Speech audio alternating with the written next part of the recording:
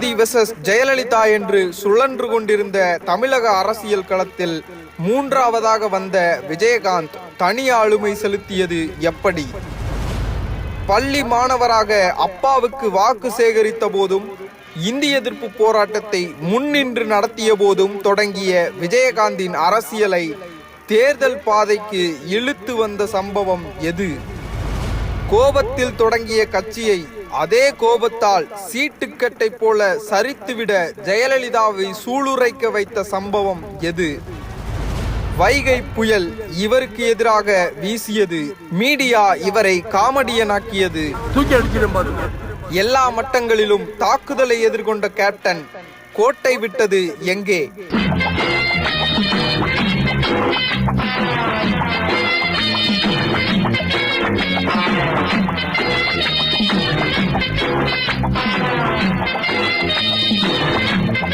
தேமுதிகவின் நிறுவன தலைவர் விஜயகாந்தின் அரசியல் அத்தியாயங்களை சொல்கிறது மிஸ்டர் தலைவர்.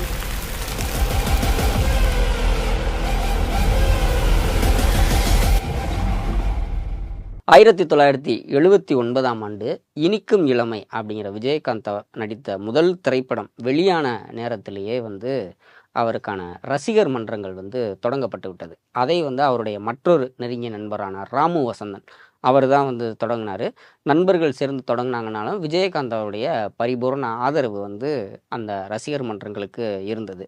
குறிப்பாக தெலுங்கு பேசக்கூடிய நாயுடு சமூக மக்கள் அதிகம் இருக்கக்கூடிய மதுரை, கோவில்பட்டி, திண்டுக்கல் அந்த பகுதிகளில் தான் முதல் முறையாக விஜயகாந்துக்கு ரசிகர் மன்றங்கள் தொடங்கப்பட்டது. அதில் சொல்ல போனீங்கன்னு பார்த்தீங்கன்னா, இன்றும் தமிழகத்தில் ரஜினி, கமல் அவங்க 2 பேருக்கு ரசிகர் மன்றங்கள் இல்லாத குக்கிராமங்களிலும் ஒரு நடிகருக்கு ரசிகர் மன்றம் இருக்கிறது என்றால் அது விஜயகாந்தோடைய ரசிகர் மன்றங்கள் தான். அது மட்டும் இல்லாமல் விஜயகாந்த் அவருடைய அரசியல் ஆர்வம் எந்த வகையில் இருந்ததுன்னா, அவர் தேவகோட்டை அந்த தி பிரிட்டோ ஹைஸ்கூலில் படிக்கும்போது அங்கு ஒரு ஆசிரியர் சார்லஸ் அப்படிங்கிற தமிழ் ஆசிரியர் இருந்தார். அவர் கதர் வேட்டி, கதர் சட்டை உடுத்தி தமிழ் பாடங்களை நடத்துவார். அவர் தமிழை உச்சரிக்கிற விதம், தமிழ் பாடங்களை நடத்துகிற விதம் இதெல்லாம் விஜயகாந்துக்கு தமிழ் மீது ஒரு மிகப்பெரிய பற்றை ஏற்படுத்தி இருந்தது.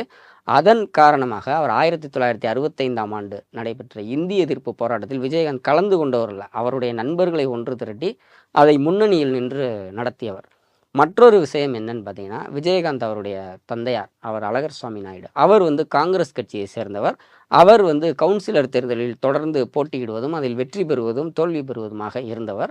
அந்த தேர்தல் வேலைகளை விஜயகாந்த் அவரோட நண்பர்களோடு சேர்ந்து பார்த்த அனுபவம், அரசியல்னா என்ன அப்படிங்கிறத மற்ற நடிகர்களை காட்டிலும் விஜயகாந்துக்கு கூடுதலாக தெரியக்கூடிய வாய்ப்பு இருந்தது. அதன் பிறகு 84 காலகட்டத்தில் இங்கே ஈழத்தமிழர் அவங்களுக்கு நடைபெற்ற கொடுமைகளை கண்டித்து தன்னுடைய ரசிகர் மன்ற நிர்வாகிகளை ஒன்று திரட்டி சென்னையில் உண்ணாவிரதம் இருந்தார். அப்போ அதே போல் மற்றொரு உண்ணாவிரத போராட்டத்தை நடத்தியவர் நடிகர் கமலஹாசன்.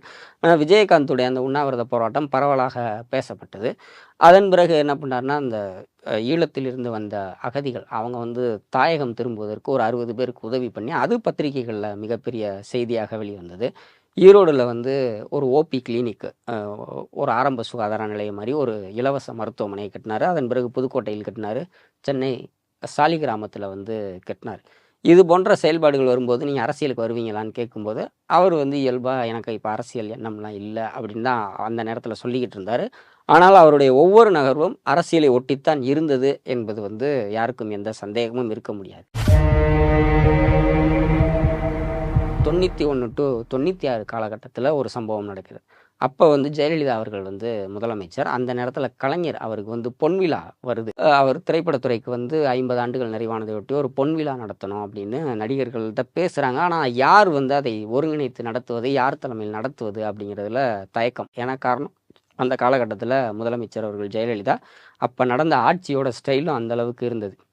அதனால் எல்லாருக்கும் ஒரு தயக்கம் இருக்கும்போது விஜயகாந்த் அவர் நான் நடத்துகிறேன்னு சொல்லிட்டு அவர் தான் முன்னின்று கலைஞருக்கு தங்கப்பேனா விஜயகாந்த் கொடுக்குறாரு. அதற்கு முன்பு அவருடைய படங்களில் அவர் புரட்சி கலைஞர் அப்படின்னு போட்டுக்கிட்டது இது எல்லாமே அவர் அரசியலை நோக்கித்தான் வருகிறார் என்று இருந்தது. ஆனால் இடையில அதை வெளிப்படுத்தாததற்கு காரணம் 90களிலிருந்து 2000கள் வரைக்கும் ரஜினிகாந்த் எப்போது அரசியலுக்கு வருவார்னு பத்திரிகைகள் திரைப்படத்துறையில் ரஜினி அவருடைய அரசியலை நோக்கித்தான் கேள்வி எழுப்புவதும் அவர் எப்போ வரப்போகிறான்றதும் அதற்கு தீனி போடுகிற மாதிரி அவரும் ஒவ்வொரு படத்தில் நான் வருவேன், சரியான நேரத்தில் வருவேன், வர வேண்டிய நேரத்தில் வருவேன்னு சொல்லி ஒரு மாதிரி குழப்பமான சூழலை உருவாக்கி கொண்டிருந்தார். இந்த காலகட்டம் வரும்போது 96ஆம் ஆண்டு சட்டமன்ற தேர்தல் வருது. அதன் பிறகு நடைபெற்ற உள்ளாட்சி தேர்தலில் விஜயகாந்துடைய ரசிகர்கள் வந்து அந்த உள்ளாட்சி தேர்தலில் போட்டியிடுறாங்க. அதுக்கு விஜயகாந்த் வந்து ஆதரவும் தெரிவிக்கிறார். அதன் பிறகு 2001 அந்த காலகட்டத்தில் ஜெயலலிதா அவர்கள் முதலமைச்சர் ஆனதற்கு பிறகு நடைபெற்ற உள்ளாட்சி தேர்தல்லையும் விஜயகாந்துடைய ரசிகர்கள் வந்து போட்டியிடுறாங்க. இந்த 2 காலகட்டத்திலையும் ரஜினிகாந்த் அவருடைய ரசிகர்களும் உள்ளாட்சி தேர்தலில் போட்டிட்டாங்க. ஆனால் அவங்க யாருமே வெற்றி பெறலை. விஜயகாந்துடைய ரசிகர்கள் போட்டிட்டவங்க குறிப்பாக மதுரையில் மட்டும் 18 பேர் வந்து வெற்றி பெற்றாங்க. அது வந்து அப்போ வந்து மிகப்பெரிய இதாக பேசப்பட்டது. அப்படி வெற்றி பெற்ற ரசிகர் மன்ற நிர்வாகிகளெல்லாம் வந்து விஜயகாந்த் தன்னுடைய அலுவலகத்திற்கு வர வைத்து அவங்களுக்கு வந்து மாலைகள் அணிவித்து அவங்களோட புகைப்படம் எடுத்துக்கொண்டு அது பிரம்மாண்டமாகவும் எல்லா பத்திரிகைகளிலும் வந்தது. ஸோ அவர் வந்து அரசியலை நோக்கித்தான் அந்த ஆழம் பார்க்கறதுக்கான வேலைகள்லாம் அவர் அப்போவே ஆரம்பிச்சிட்டார். 2000ஆவது ஆண்டு அவர் வந்து தனக்கு மன்றத்திற்கான ஒரு கொடியை அறிமுகப்படுத்தினார். கருப்பு, சிவப்பு, மஞ்சளில் இந்த ஒலிம்பிக் தீபம் மாதிரி போட்டு கொடியை அறிமுகப்படுத்தினார். அப்போவும் அது பரபரப்பாக பேசப்பட்டது. 2002 வெளியான ராஜ்யம் திரைப்படத்தில் அந்த கொடியை வந்து திரைப்படத்திலேயே இடம்பெற வச்சு அவர் ஒரு முதலமைச்சர் தோரணையில் கொடி பின்னால் பறக்கிறதுக்கு முன்னால் இருந்து வசனம் பேசுகிறது போன்ற காட்சிகள்லாம் இடம்பெற ஆரம்பித்தது. அதன் பிறகு தொடர்ந்து வெளியான அவர் படங்களில் அவருடைய ரசிகர் மன்ற கொடி என்பது கட்டாயம் இடம்பெறக்கூடிய ஒரு சூழல் உருவானது. 2000ற்கு பிறகு அவர் ஆளும் கட்சி, எதிர்கட்சி ரெண்டையும் கடுமையாக விமர்சித்து அறிக்கைகள் வெளியிட ஆரம்பிக்கிறார். அப்படியே போய்கிட்டு இருக்கும்போது அப்போ வந்து என்னன்னா, அன்றைக்கு வந்து முதலமைச்சராக இருந்தவர் ஜெயலலிதா, ஆனால் எதிர்க்கட்சி தலைவராக இருந்தவர் கலைஞர். விஜயகாந்துடைய அறிக்கைகள் பெரும்பாலும் எதிர்க்கட்சி தலைவர் கலைஞரையும் திமுகவையும் தான் ரொம்ப காட்டமாக சாடிய வகையில் வந்து வெளியானது. அது வந்து திமுகவினர் மத்தியில் நாங்களா இப்போ ஆட்சியில் இருக்கோம், அந்த அம்மா தானே ஆட்சியில் இருக்குது, தைரியம் இருந்தால் அந்த அம்மாவை பேசட்டும் அப்படின்னு சொல்லி ஒரு ஒரு பனிப்போர் மாதிரி கலைஞருக்கும் விஜயகாந்துக்கும் திமுக தொண்டர்களுக்கும் விஜயகாந்த் மன்ற நிர்வாகிகளுக்கும் ஏற்பட்டிருந்தது. இதே காலகட்டத்தில் 2004 நாடாளுமன்ற தேர்தலில் வெற்றி பெற்று பிரதமர் மன்மோகன் சிங் அவருடைய அமைச்சரவையில் வந்து கப்பல் மற்றும் நெடுஞ்சாலைத்துறை அமைச்சராக இருந்தவர் டிஆர் பாலு. அவர் ஒரு கட்டத்தில் என்ன பண்ணுறாங்கன்னா, அப்போ வந்து எல்லா இடங்கள்லையும் சாலைகள் விரிவாக்கம், தேசிய நெடுஞ்சாலைகள் அமைக்கிறது, இது போன்ற பணிகள் வந்து வாஜ்பாய் காலத்தில் நடந்ததை விட ரொம்ப வேகம் பெற்று அதை இறுதி செய்யும் வேலைகள் நடைபெற்றது. அப்போ கோயம்பேடு அங்கே இருக்கக்கூடிய அந்த சாலை விரிவாக்கத்திற்காக இடம் எடுக்கும்போது அங்கு இருந்த விஜயகாந்த் அவர்களுடைய ஆண்டாள் அழகர் திருமண மண்டபம் அதில் வந்து ஒரு பெரும்பகுதி இடிக்கப்படுகிற சூழல் உருவானது. அதில் வந்து விஜயகாந்த் வந்து ரொம்பவே டென்ஷன் ஆகி அதை என்ன நினச்சார்னா, நான் அரசியல் கருத்துக்களை தெரிவிப்பதால் என்னை பழிவாங்குவதற்காக தான் திமுக இப்படி செய்யுதுன்னு அதை தடுப்பதற்காக அவர் டெல்லி வரைக்கும் பல பேரை போய் பார்த்தாரு. அவருக்கு வந்து மூப்பனார் கலைஞர் காலத்திலிருந்தே பல அரசியல்வாதிகள் வந்து பரிச்சயம். அந்த தொடர்புகள் மூலமாக போய் பல பேரை போய் சந்தித்து பார்த்தார். ஆனால் அதை வந்து ஒன்றும் பண்ணல. டிஆர் பாலு அவர்கள் வந்து அதில் வந்து ரொம்ப உறுதியாக இருந்தார். மாற்று பாதை, மாற்று யோசனைலாம் சொல்லி விஜயகாந்த் தரப்புலேருந்து பொறியாளர்கள் ஒரு ஸ்கெட்சு போட்டுலாம் கொடுத்தாங்க. டிஆர் பாலு வந்து அதெல்லாம் வந்து அவர் கண்டுக்கல. இடிக்கப்பட போகிறது, இடம் எடுக்கப்பட போவது உறுதி அப்படிங்கிறதுல உறுதியாக இருந்தார். விஜயகாந்த் அவர் நீதிமன்றத்துக்கு போனார். நீதிமன்றத்திலையும் அவருடைய வாதங்கள் செல்லுபடி ஆகலை.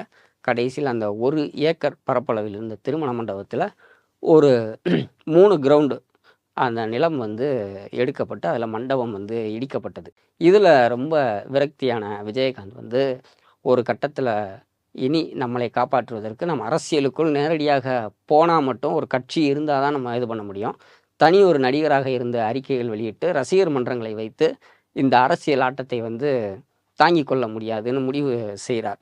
இதற்கு முன்பாக பாமகவுக்கும் விஜயகாந்துக்கும் மோதல் இருந்தது. எப்படி பாமகவிற்கும் ரஜினிகாந்த் அவர்களுக்கும் மோதல் இருந்ததோ அதே போல் அதுக்கு குறிப்பாக என்ன சொல்லுவாங்கன்னா, மறுமலர்ச்சி அந்த திரைப்படத்தில் வந்து ராஜிப்படையாச்சி அப்படிங்கிற கேரக்டரில் வந்து மம்முட்டி அவர்கள் நடித்திருப்பார். அதை வந்து முதல்ல வந்து அந்த படத்தில் நடிப்பதற்கு அணுகியது விஜயகாந்த் தான்.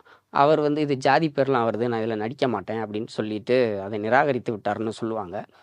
ஆனால் அப்போ வந்து பாமக தரப்புலேருந்து இவர் இதுக்கு முன்னால் நடித்ததே இல்லையா, இவர் இதுக்கு முன்னால் சர்க்கரை தேவன் ஒரு படம் நடிச்சிருக்காரு, சின்ன கவுண்டர் நடிச்சிருக்காரு, இப்படி பல படங்கள் நடிச்சிருக்காரு, இதில் நடித்தா என்னன்னு அப்போவே வந்து சில பிரச்சனைகள் கிளம்பியது. அதன் பிறகு விருத்தகிரி அப்படிங்கிற ஒரு விஜயகாந்தோட படத்துக்கு பாமகனால பிரச்சனை வந்தது.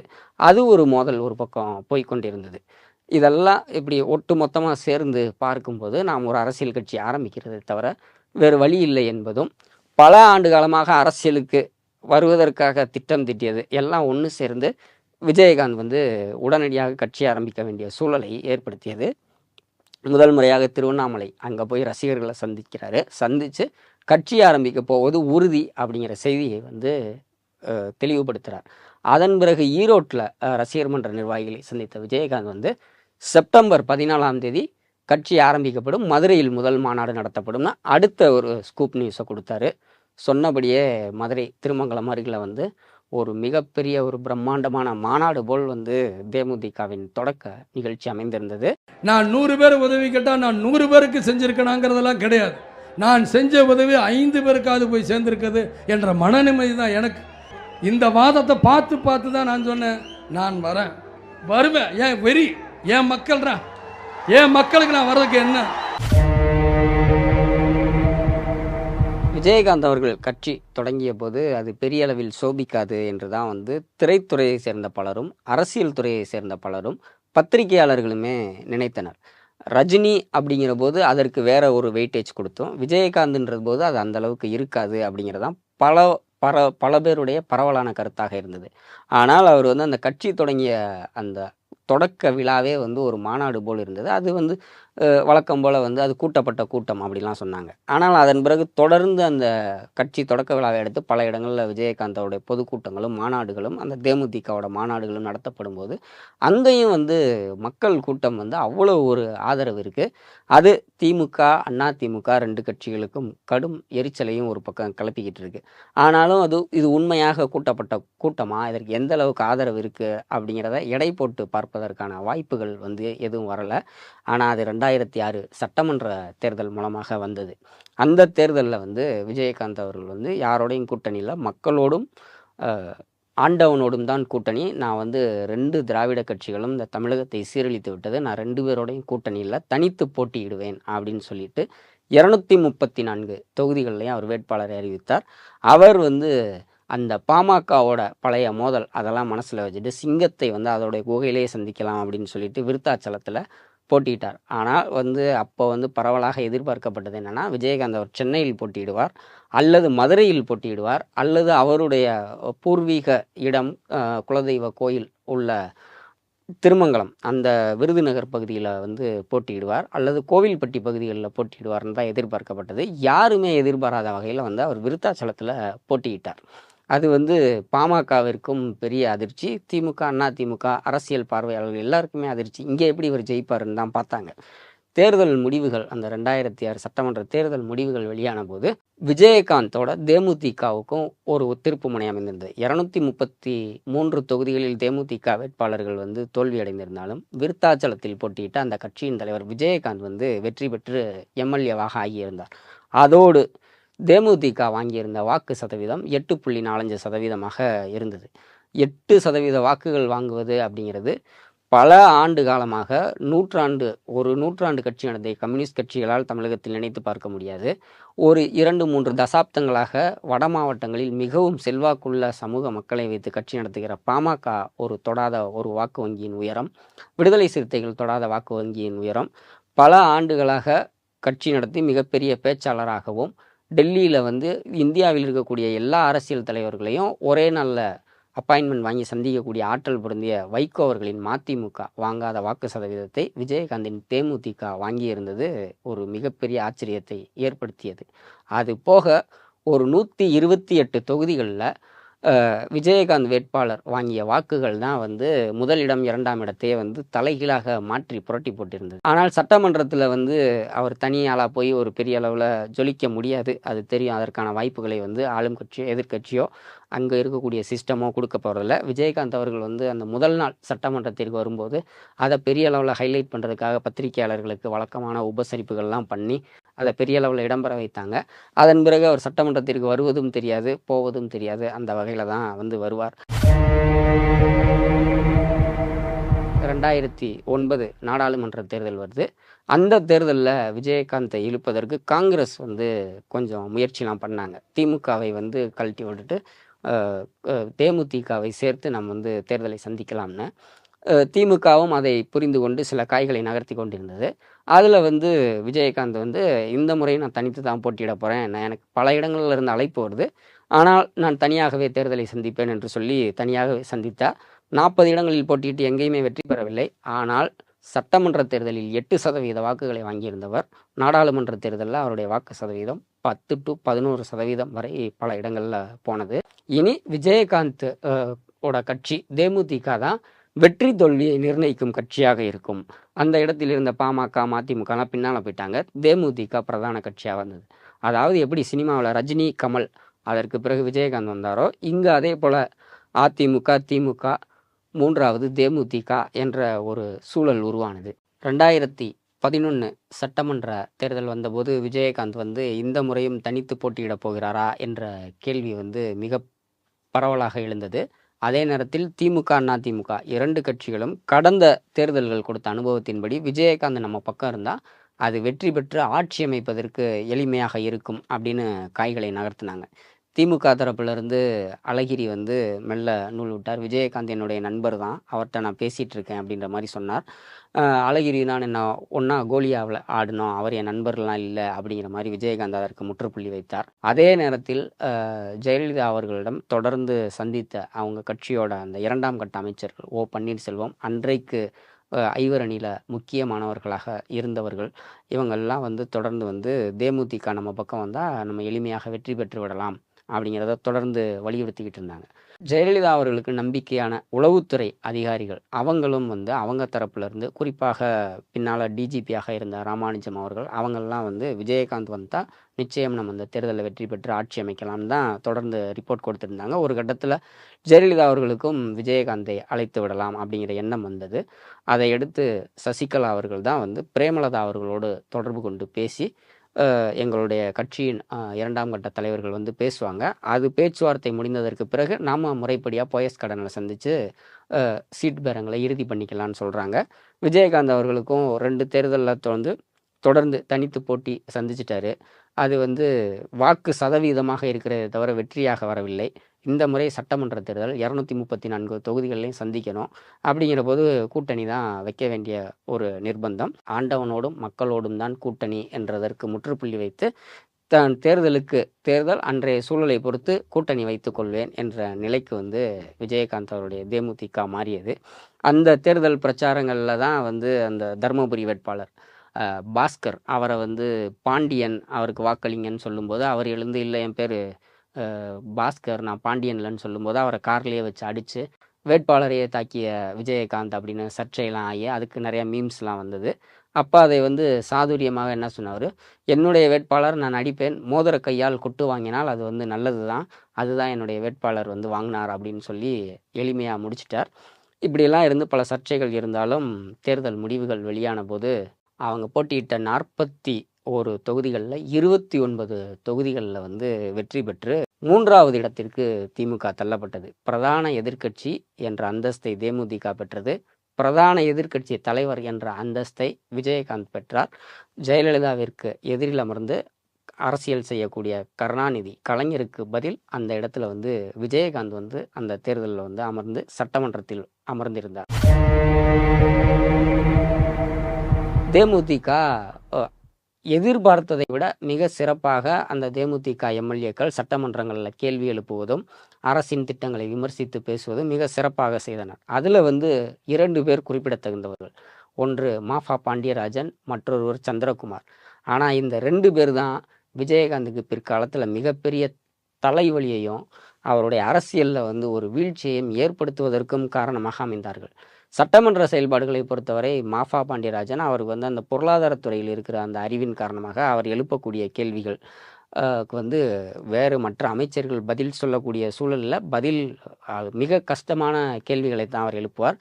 அதற்கு ஜெயலலிதா அவர்களே 2-3 நாட்கள் ப்ரிப்பேர் செய்துட்டு வந்து தான் வந்து சட்டமன்றத்தில் பேசுவாங்க. அவங்க தனிப்பட்ட முறையில் மாஃபா பாண்டியராஜனை கூப்பிட்டு பாராட்டவும் செஞ்சாங்க, உங்களுடைய கேள்விகள் நல்லா இருக்குது, ரொம்ப விஷயமாக பேசுகிறீங்கன்னு. அதே போல் மற்றொருவர் வந்து சந்திரகுமார், அவர் வந்து ஒரு திராவிட அரசியல் பாணியில் பேராசிரியர், கலைஞர், துரைமுருகன் இவங்க வழியில் மிக ஆழமான கேள்விகளை ரொம்ப ஒரு எளிய மொழியில் வந்து கேட்பார். அவருக்கு பதில் சொல்ல முடியாத சூழல் தான் இருக்கும்.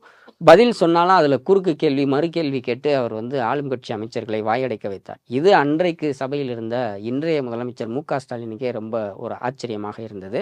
இது ஒரு கட்டத்தில் வந்து ஆரம்பத்தில் வந்து ஒரு ஆரோக்கியமாக ஆரம்பித்தது. ஒரு கட்டத்தில் ஜெயலலிதா அவர்களுக்கு கடும் எரிச்சலை ஏற்படுத்தக்கூடிய அளவுக்கு ஒரு சம்பவமாக வளர்ந்தது. அப்போ சங்கரன்கோயில் இடைத்தேர்தல் நடந்த இந்த காலகட்டம். அதில் வந்து வழக்கமாக அதிமுக தான் இடைத்தேர்தல் அந்த விதிப்படி ஆளுங்கட்சியான அதிமுக எம்எல்ஏ வெற்றி பெற்றிருந்தார். திமுகவினரும் நல்ல வாக்கு பெற்றிருந்தனர். தேமுதிக வந்து அந்த தேர்தலில் டெபாசிட் இழந்திருந்தது. ஒரு முறை பால் விலை பேருந்து கட்டண உயர்வு பற்றி பேசி கொண்டிருந்த சந்திரகுமார் தான் பேசி கொண்டிருக்கிறார். அன்றைக்கு அவையில் விஜயகாந்தும் அமர்ந்திருந்தார். அந்த அவையில் நம்மளும் இருந்தோன்றது ஒரு குறிப்பிடத்தக்கது. அப்போ சந்திரகுமார் அவர்கள் பேசி கொண்டிருக்கும்போது குறுக்கிட்ட ஜெயலலிதா அவர்கள், நீங்கள் இப்படிலாம் பேசுங்க, ஆனால் மக்கள் வந்து உங்களுக்கு ஓட்டு போடலை, பால் விலை பேருந்து விலையெல்லாம் கட்டணத்தை உயர்த்தியதற்கு பிறகும் அதிமுகவை தான் வெற்றி பெற வச்சாங்க, உங்களுக்கு டெபாசிட் போச்சு அப்படின்னு சொல்லிட்டு அமர்ந்தார். அப்போ வந்து வேகமாக எழுந்த விஜயகாந்த் அவர்கள், ஆளும் கட்சி வந்து இடைத்தேர்தலில் வெற்றி பெறுவது ஒரு சாதாரண விஷயம் இல்லை, எங்கள் கட்சிக்கு டெபாசிட் போச்சுன்னு சொல்கிறீங்க, உங்களுக்கு போன தடவை பெண்ணாகரத்தில் டெபாசிட் போலையான்னு ரொம்ப கோபமாக பேசினார்.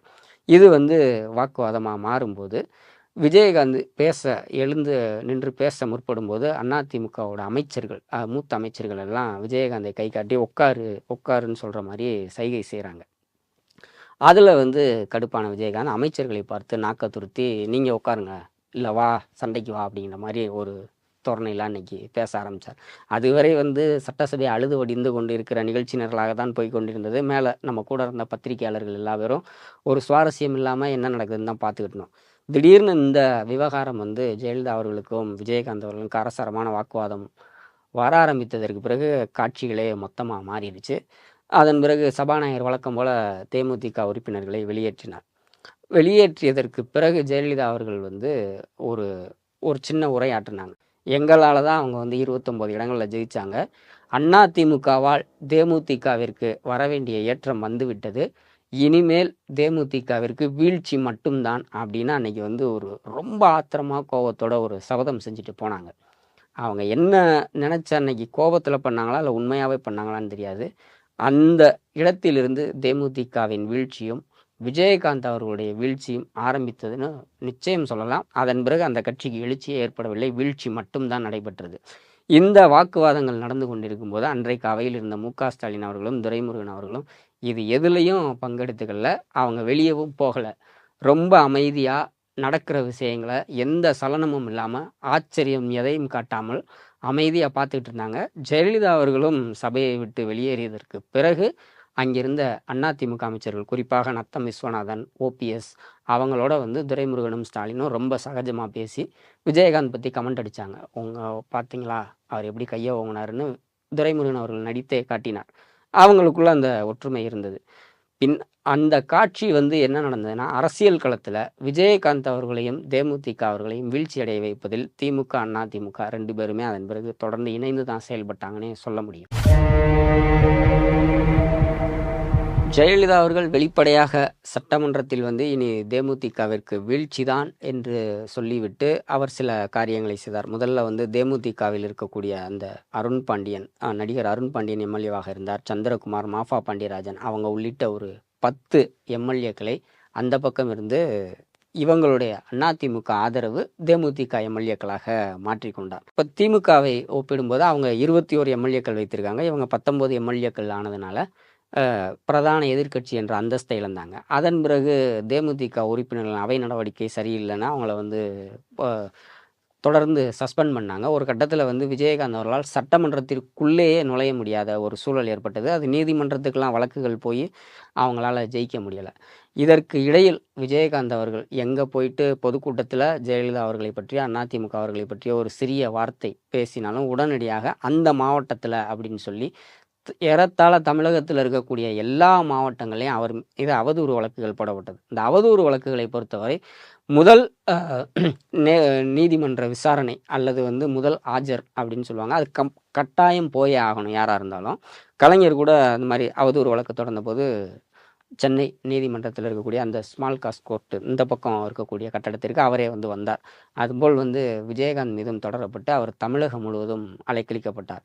தேனியில் வழக்கு, கன்னியாகுமரியில் வழக்கு, நாகர்கோயிலில் வழக்கு, மதுரை கோர்ட்டில் வழக்கு, சென்னையில் வழக்கு, இங்கே வந்து திண்டிவனம் கோர்ட்டில் வழக்குன்னு எல்லா கிளை நீதிமன்றங்கள்லையும் அவர் மீது அவதூறு வழக்குகள் தொடுக்கப்பட்டு அவர் வந்து அலைக்கழிக்கப்பட்டார்.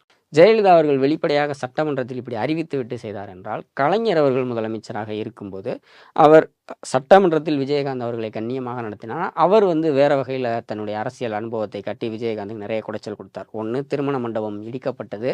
அதன் பிறகு நடிகர் வடிவேலு அவர்களை வைத்து விஜயகாந்துக்கு நிறைய குடைச்சல்கள் கொடுக்கப்பட்டது. அந்த 2007 காலகட்டத்தில் வந்து விஜயகாந்த் அவருடைய சகோதரி தங்கம்மாள், அவருடைய கணவர் முத்துராமன், அவர் வந்து மாரடைப்பால் காலமாகிறார். அவருடைய வீடு வந்து நம்ம சாலிகிராமத்தில் உள்ள அந்த தெரு பக்கத்தில் தான் வடிவேலு அவருடைய திரைப்பட ஆஃபீஸும் இருக்குது. இப்போ வந்து விஜயகாந்த் வந்து கோயம்புத்தூரில் மாநாடு வேலைகள் ஏதோ டூர் வேலையில் இருக்கார். இங்கே இருக்கும்போது வடிவேலு அவர்கள் வெளியே வரும்போது அவர் வீட்டை சுற்றி கார் நிற்கிது. அதை எடுக்க சொல்கிறதுல சின்ன பிரச்சனையாயிடுது. அது வந்து போலீஸில் கம்ப்ளைண்ட் ஆகுது. அப்போ இருந்து வந்து வடிவேலுக்கும் விஜயகாந்துக்கும் டேம் சரியில்லை. இத்தனையும் பல படங்களில் ஒன்றா நடித்தவர்கள். அதற்கு பிறகு அதை எடுத்து வந்து தொடர்ந்து வந்து விஜயகாந்துடைய ரசிகர்களாலும் தேமுதிக கட்சி நிர்வாகிகளும் வடிவேலுக்கு வந்து தொலைபேசியில் மிரட்டல், கடிதங்கள் மூலம் மிரட்டல், இப்படின்னு பல இது கொடுத்துட்டு வர்றாங்கன்னு வடிவேலு புகார் சொல்லிக்கிட்டே இருக்கார். இதற்கு பின்னால் வந்து திமுக இருந்து திமுக தான் வடிவேலை இயக்குகிறது அப்படின்னு குறிப்பாக வந்து அன்றைக்கு இருந்த அன்பழகன் எம்எல்ஏ, அவர் வந்து வடிவேலோட ரொம்ப ஃப்ரெண்டு. சில தனிப்பட்ட விஷயங்களில் வடிவேலு அவர்களுக்கு நிறைய உதவிகள் செய்தவர். ஒரு கட்டத்தில் முதல் வருடம் 2007 நடந்த பிரச்சனைக்கு திருப்பி 2008ஆம் ஆண்டு வடிவேலு வீட்டில் வந்து பைக்கில் வந்த சில பேர் வந்து கல்லை வந்து எரிஞ்சு அவருடைய வீட்டில் அவருடைய பிள்ளை மனைவியோட பேசிக்கிட்டு இருக்கும்போது கல்லை விட்டு எரிஞ்சு கண்ணாடிகள்லாம் உடைச்சிடுறாங்க. அப்போ வடிவேலு ரொம்ப கோபமாகி பேட்டி கொடுத்துட்டு அவர் போய் வந்து புகாரும் கொடுக்குறார். அந்த புகாரின் அடிப்படையில் விஜயகாந்த் அவருடைய மண்டபத்து அந்த வீட்டு காவலாளி, அவருடைய மன்ற நிர்வாகிகள்னு 13 பேர் வந்து கைது செய்யப்பட்டனர். இது வந்து ஒரு பக்கம் விஜயகாந்துக்கு இதாக இருந்தது. அதுபோல் அறிக்கை அரசியல், அதில் வந்து பார்த்திங்கன்னா எப்பவும் வந்து கலைஞரை திட்டி ஜெயலலிதா அவர்களும், ஜெயலலிதா அவர்களை விமர்சித்து கலைஞர் அவர்களும் இப்படி தான் வந்து அறிக்கை வெளியாகி கொண்டிருக்கும். இவங்க வேற யாரும் வேற கட்சி தலைவர்களை திட்டினாலும் அதற்கு ஆதரவாக கலைஞரோ, கலைஞரை திட்டும்போது கலைஞருக்கு ஆதரவாக ஜெயலலிதா அவர்களோ வந்த ஒரு வரலாறுன்றது அவங்களுடைய அரசியல் பாதையில் கிடையாது. ஆனால் விஜயகாந்துடைய அறிக்கைகளுக்கு 2 பேரும் வந்து ஒற்றுமையாக இருந்து விஜயகாந்தை எதிர்ப்பதில் ரொம்ப குறியாக இருந்தாங்க. குறிப்பாக ஒரு முறை வந்து கலைஞரை வந்து கடுமையாக விஜயகாந்த் வந்து விமர்சித்து கொண்டிருக்கிறார். அவர் அப்போ ஜெயலலிதா அவர்கள் பக்கம் அதிகம் போகவில்லை. கலைஞரை தான் ரொம்ப பிரதானமாக வச்சு விமர்சித்து கொண்டு இருக்கும்போது அதற்கு பதில் சொல்லும் விதமாக ஜெயலலிதா அவர்களிடமிருந்து ஒரு அறிக்கை வந்தது. அந்த அறிக்கை என்னென்னா, விஜயகாந்த் தெரிவிக்கிற கருத்துக்கள்லாம் வந்து ஒரு கோமாளித்தனமானது, அவர் ஒரு குடிகாரன், பகல் நேர குடிகாரன் அப்படிங்கிற சொல்கிற மாதிரியான ஒரு அறிக்கை. அதற்கு விஜயகாந்த் அவர்கள்ட்ட இருந்து ஒரு அறிக்கை வந்தது. அதில் வந்து நான் குடிகாரன்னா இவர் தான் வந்து ஊற்றி கொடுத்தாரா, இவர் நேரில் வந்து பார்த்தாரா அப்படிங்கிற மாதிரி இருந்தது. இந்த மாதிரி விஜயகாந்த் அவரை எதிர்ப்பதில் வந்து திமுக, அதிமுக அவர்களுக்குள் வந்து வெளிப்படையாக அறிவிக்கப்படாத ஒரு கூட்டணி இருந்ததா என்றால் நிச்சயம் இருந்தது. 2 பேரும் அவருக்கு தொடர்ந்து குடைச்சல்கள் கொடுத்து கொண்டிருந்தனர். அது அரசியலில் நடக்க தான் செய்யும். அதை எதிர்ப்பதற்கான ஆற்றலோடு தான் ஆரம்ப காலகட்டத்தில் விஜயகாந்த் இருந்தார். ஆனால் பின்னால் அந்த 2014-15 காலகட்டம் வரும்போது அவருடைய உடல்நிலையில் வந்து மிகப்பெரிய கோளாறுகள் ஆரம்பிக்கிறது. இன்னும் சொல்லப்போனால் 2014 நாடாளுமன்ற தேர்தல் சமயத்திலேயே அவரால் வந்து பிரச்சாரத்தில் கவனம் செலுத்த முடியவில்லை. அவருடைய வாய் குளறுவதும், கண்களிலிருந்து தண்ணீர் வருவதும், அவர் தன்னை மறந்து வந்து சிரிப்பதும், கோபப்படுவதுமாக அப்போவே இருந்தார். அது வந்து பொதுமக்கள் மத்தியிலையும் ரசிகர் மத்தியிலையும் தேமுதிகவுக்கு ஒரு மைனஸாக ஆரம்பித்தது. யோசிச்சேன்னா இன்னைக்கு என்ன வேலை ஏன் இப்படி எந்திரிச்சு ஒரு எடுக்கிறாரு போட்டா உட்காந்து எடுக்கல, நான் தான் தெரியல எந்திரிச்சு எடுத்தா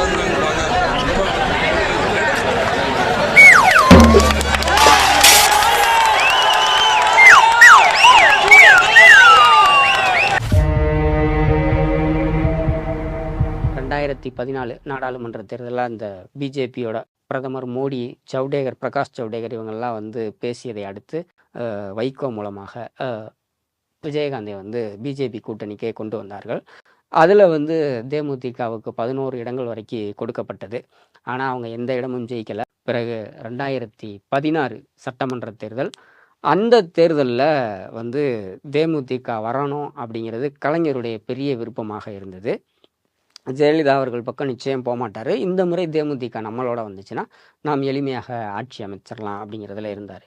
ஆனால் விஜயகாந்துக்கு வந்து அந்த நேரத்தில் முதலமைச்சர் வேட்பாளர் நம்ம தான், நம்ம கட்சிக்காரர்கள் நம்மளை வந்து கேப்டன் முதலமைச்சர்னு சொல்கிறாங்க, திமுக வந்து தன்னை முன்னிறுத்துமா அப்படிங்கிற மாதிரியான கேள்விகள்லாம் கேட்டு ஒரு மாதிரி பேட்டிகள் கொடுத்துக்கிட்டு இருந்தார். ஆனால் திடீர்னு ஒரு நாள் அவர் வந்து கலைஞர் அவர்களை போய் சந்தித்தார். என்னன்னா அவர் எந்த அளவுக்கு ஒரு வெள்ளந்தியான வெகுளியான மனிதராக இருந்தார் என்றால், 1990ஆம் ஆண்டு அவருக்கு திருமணம் நடைபெற்ற ஃபோட்டோ, அதில் வந்து கலைஞர் வந்து அந்த மாலையை எடுத்து கொடுக்குற அந்த ஃபோட்டோவை எடுத்து கொண்டு போய் கலைஞரை பார்த்து அதை கலைஞரிடம் காட்டி நீங்கள் தான் எனக்கு கல்யாணம் பண்ணி வச்சிங்கன்னெலாம் பேசிட்டு வந்தார். வந்ததற்கு பிறகு கூட கலைஞர் பேட்டி கொடுக்கும்போது பழம் கனிந்து விட்டது, பாலில் விழுவதற்கு தயாராக இருக்கிறது அப்படின்லாம் பேட்டி கொடுத்தார். ஆனால் திடீர்னு யாரும் எதிர்பார்க்காத விஷயமா அவர் வந்து மக்கள் நல கூட்டணி, கம்யூனிஸ்டுகள், விடுதலை சிறுத்தைகள், மதிமுக ஆரம்பித்த மக்கள் நல கூட்டணிக்கு போயிட்டார். போய் அதோடைய முதலமைச்சர் வேட்பாளராக இருந்தார். போட்டி போட்டாங்க. 123 இடங்களில் வந்து டெபாசிட்டே போனது. அதன் பிறகு தேமுதிகவினுடைய அந்த தேர்தலில் அவர்கள் வாங்கியிருந்த வாக்கு சதவீதமும் பாமகவின் வாக்கு சதவீதத்தை விட கீழே 5% கீழே வந்துருச்சு. அதன் பிறகு 2019 நாடாளுமன்ற தேர்தல், அதிலெல்லாம் வந்து விஜயகாந்த் அவர்கள் பிரச்சாரத்திற்கும் வரவில்லை, கூட்டணிக்கும் வர முடியவில்லை. அவர் வந்து முழுமையாக அவருடைய உடல்நலம் பாதிக்கப்பட்டது. பிரேமலதாவும் அவருடைய தம்பி சகோதரர் சுதீஷ் அவரும் தான் அந்த கூட்டணி பேச்சுவார்த்தையெல்லாம் நடத்தினாங்க. அது நம்ம எல்லாருக்கும் தெரியும். இந்த பக்கம் பிஜேபியோடையும் பேசி, இந்த பக்கம் அதிமுகவோடையும் பேசி, இந்த பக்கம் திமுக துரைமுருகன் அவர்களோடையும் பேசி, அதை வந்து துரைமுருகன் அவர்கள் ஊடகங்களை அழைத்து சொல்லி, அது வந்து பெரிய சர்ச்சையும் தேமுதிகவின் மீது இருந்த குறைந்தபட்ச நம்பிக்கையையும் மரியாதையும் அது உடைத்த இடம். அதன் பிறகு 4 இடங்கள் வாங்கி 4 இடங்களிலும் தோல்வியடைந்தனர். 2021 சட்டமன்ற தேர்தலுக்கு தேமுதிகவை எந்த கட்சியும் அழைக்கவில்லை, திமுகவும் அழைக்கவில்லை, அதிமுகவும் அழைக்கவில்லை. அது கூட்டணியில் இருந்த யாரும் 3வது அணியை அமைக்கலாம் என்று மக்கள் நல கூட்டணி மாதிரி கம்யூனிஸ்டுகளோ வைகோவோ அவங்களும் யாரையும் விரும்பலை, எல்லாம் திமுகவை தான் ஆதரித்தாங்க. இந்த பக்கம் மற்றொரு அணியாக பிஜேபி, அதிமுக இருந்தது. அதில் தேமுதிகவை கண்டுகொள்ளக்கூட ஆள் இல்லை. அந்த கட்சி போட்டியிட்ட 234 தொகுதிகளிலும் தோல்வி அடைந்தது. விஜயகாந்தால் அந்த தேர்தலில் போட்டி கூட இட முடியவில்லை. அவருடைய மனைவி பிரேமலதா அவர் போட்டியிட்டு அவர் விருத்தாச்சலத்தில் எங்கே விஜயகாந்த் முதல் தேர்தலில் வெற்றி பெற்றாரோ அந்த விருத்தாச்சலத்தில் போட்டியிட்டு தோல்வியடைந்தார்.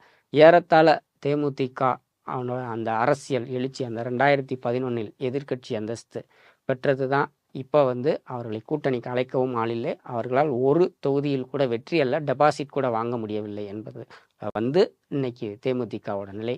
ஒரு சகாப்தமாக ஒரு திரைத்துறையிலிருந்து நடிகராக வந்து ஒரு கட்சியை ஆரம்பித்து அதை மிகப்பெரிய வளர்ச்சி பெற்று அவருடைய காலத்திலே அந்த கட்சியின் வீழ்ச்சியும் நடந்து இருக்கிறது என்றாலும் கூட இப்படி ஒரு மிகப்பெரிய ஒரு பயணத்தை மேற்கொண்ட விஜயகாந்த் அவர்கள் ஒரு மிஸ்டர் தலைவர் என்பதில் எந்த சந்தேகமும் இல்லை. கேப்டன் விஜயகாந்த் அரசியல் கட்சி தொடங்கினதுக்கு அப்புறம் நடந்த சம்பவங்களை தான் மிஸ்டர் தலைவரோட இந்த அத்தியாயத்தில் நீங்கள் பார்த்துருப்பீங்க. அரசியல் கட்சி தொடங்குறதுக்கு முன்னாடி அவர் சினிமாவில் பண்ண சம்பவங்களை தெரிஞ்சுக்க தமிழ்நாடு நவ் சேனலில் மிஸ்டர் தலைவர் விஜயகாந்த் எபிசோடோட பார்ட் 1 இருக்கு. அதையும் மிஸ் பண்ணாமல் பார்த்துருங்க.